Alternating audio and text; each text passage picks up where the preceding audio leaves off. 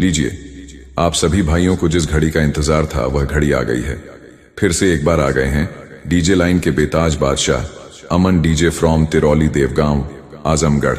तो चलिए आप सबको साउंड टेस्टिंग की तरफ ले चलते हैं। साउंड सिस्टम चेकिंग लेवल। साउंड के आसपास कोई ना हो, उचित दूरी बनाए रखें। बेस को चेक करते हैं।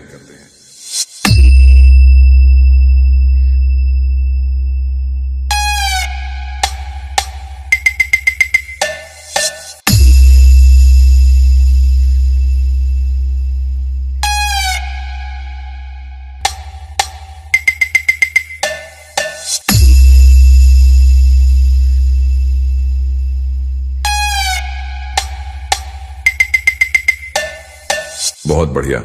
अब वोकल चेक करते हैं। Attention please.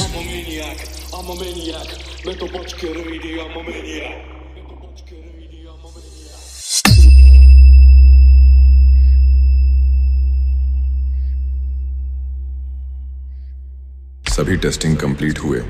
अब हम सारे सिस्टम को एक साथ में बजाते हैं।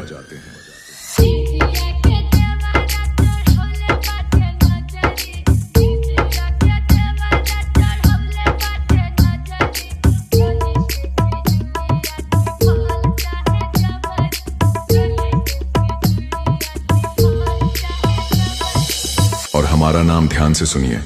हमारा नाम सुनकर भूत प्रेत भी थर थर कांपते हैं, और आज तुम भी कांपोगे। हम हैं अमन डीजे फ्रॉम तिरौली देवगांव आजमगढ़। तो चलिए अपने भयंकर बेस से सब कुछ तबाह करते हैं। डीजे के सामने से हट जाइए। धन्यवाद।